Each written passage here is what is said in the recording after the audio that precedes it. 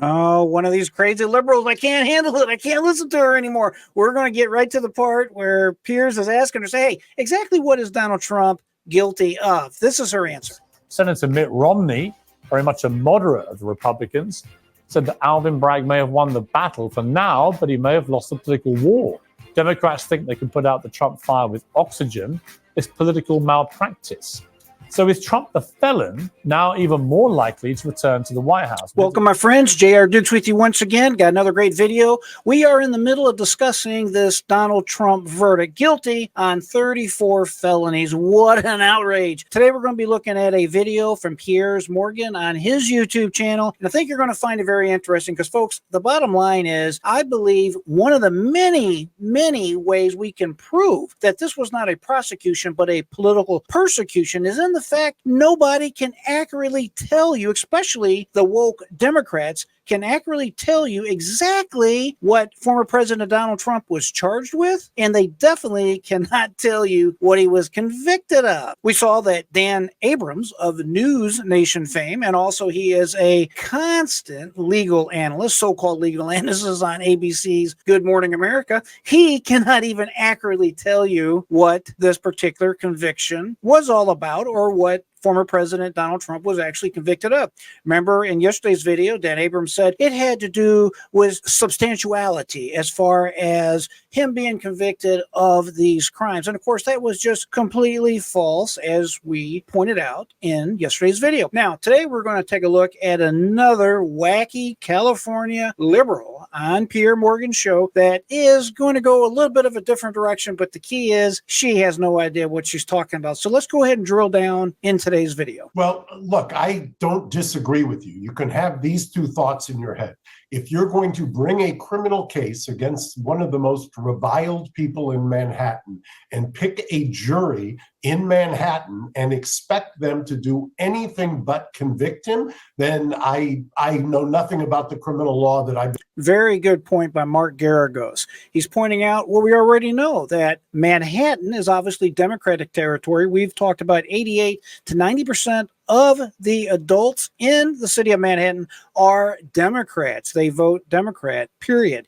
How can Donald Trump ever have gotten a jury of his peers in a Democratic territory? Even the Hunter Biden trial that's going on right now in Delaware is a majority Democratic area, and he is far more able to probably get what we call a jury nullification, but that remains to be seen. I've been trying cases about. That was a slam dunk for the prosecution from the get-go.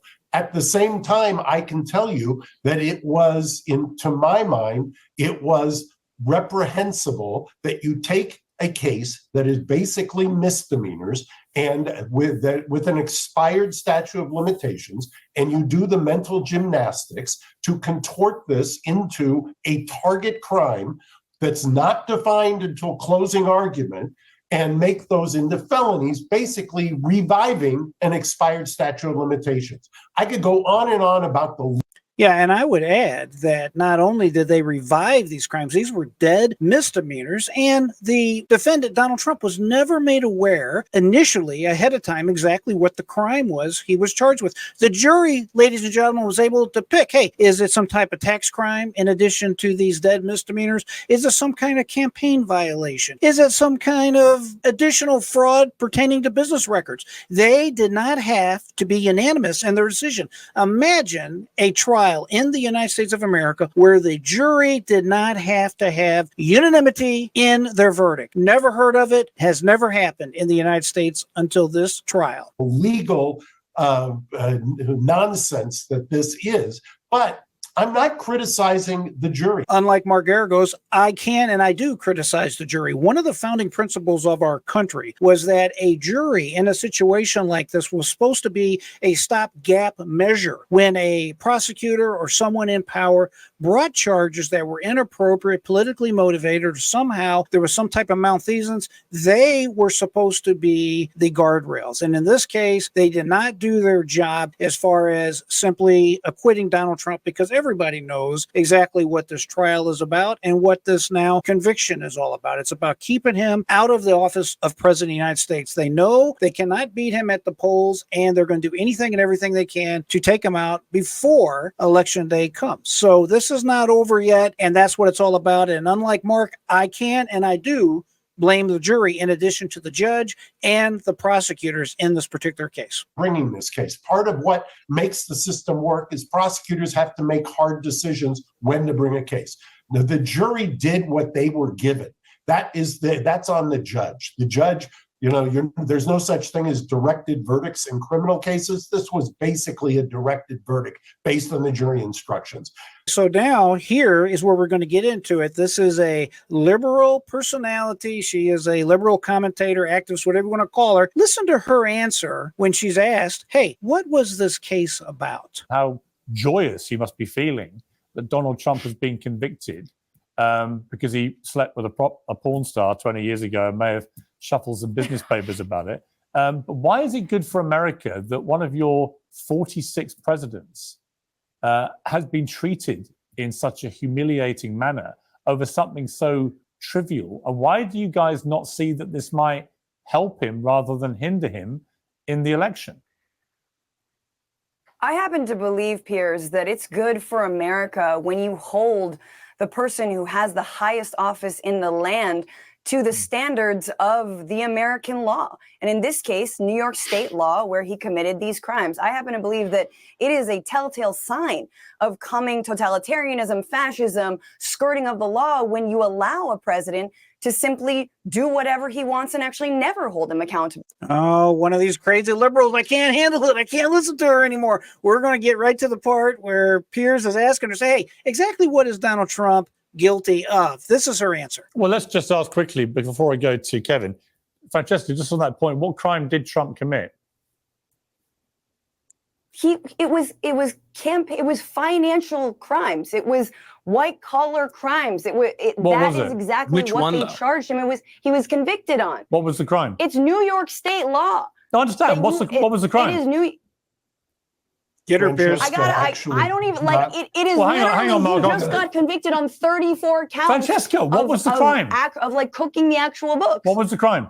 You are not allowed to use your own financial, your own money to pay off somebody. And then he logged it as something different. He logged it as just a regular payment, but he was actually paying off this porn star to keep quiet, which if he hadn't been running for president would not have mattered, but he was. And so it impacted campaign finance laws in New York state. Okay, that is what Juan Merchan just oversaw this.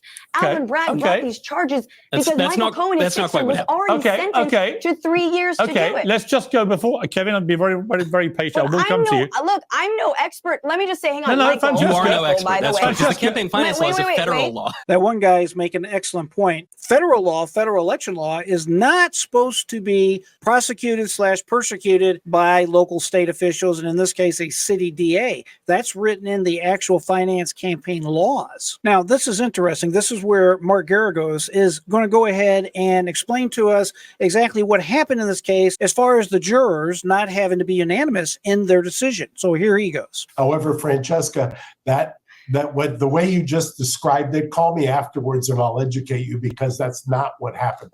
There was no theory that was given to the jurors. The jurors were told it could have been campaign finance, it could have been tax, it could have been false books. They were told they didn't have to specify, and specifically told they did not have to agree unanimously. That's what irks me. Lifelong Democrat, no fan of Trump, never voted for Trump, never will. But I will tell you, as somebody who has spent his entire career with kind of taking on unpopular causes and holding the government accountable, I have to tell you, I do that for a reason. And the reason is this kind of shenanigans, and that's the best light I can spin it, in the criminal courts has no place in a federal election. No, I agree. The campaign finance laws were federal, not state. At this point in this interview, this liberal guest on the show, she goes ahead during commercial break and she Googles, hey, what crimes was President Trump found guilty of, which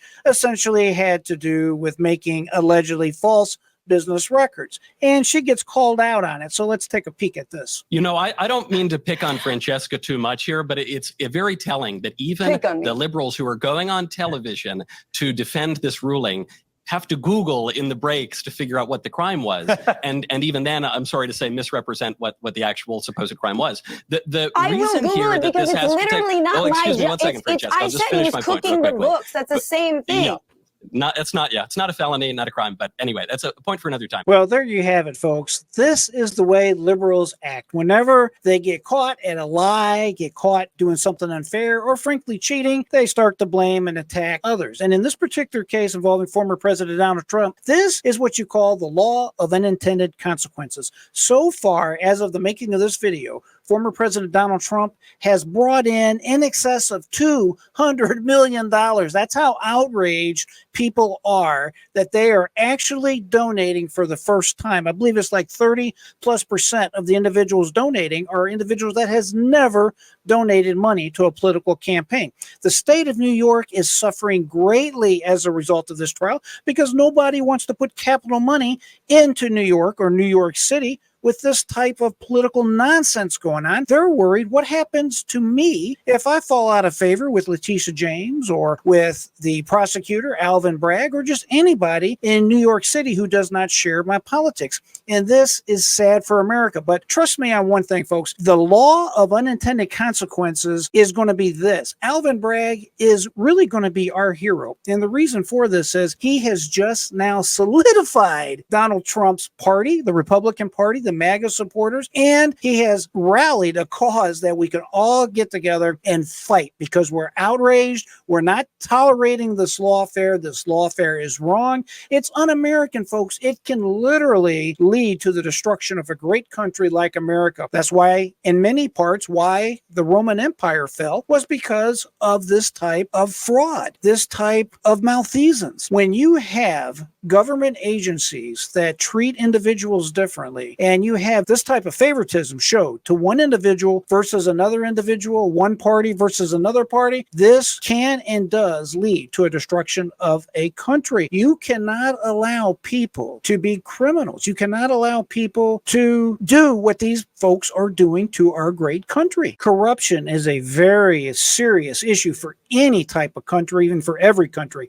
If corruption is allowed to continue like it has shown its ugly head in our country, it can and probably will be the end of our great country. And we cannot allow it. That's the reason why it is so important that we all vote this coming November. It's also extremely important to understand that, look, the courts are going to settle this one way or the other. They're going to work this out. This is not going to be allowed to stand. It may not be and probably won't be the New York Court of Appeals or their Supreme Court that handles this matter. But ultimately, even if it takes United States Supreme Court, this will be overturned. This will be corrected. Now, obviously, we know that, but that's been the Democrats' game all along. They don't want to worry about what happens in the Court of Appeals at the U.S. Supreme Court. They know what's going to happen. This has all been about taking Donald Trump off the playing field, off the campaign field, and it's not going to work. It is just simply not going to work. And all they did, thanks to Alvin Bragg, is solidify the Republican Party. And amen to that. That's all I got to say.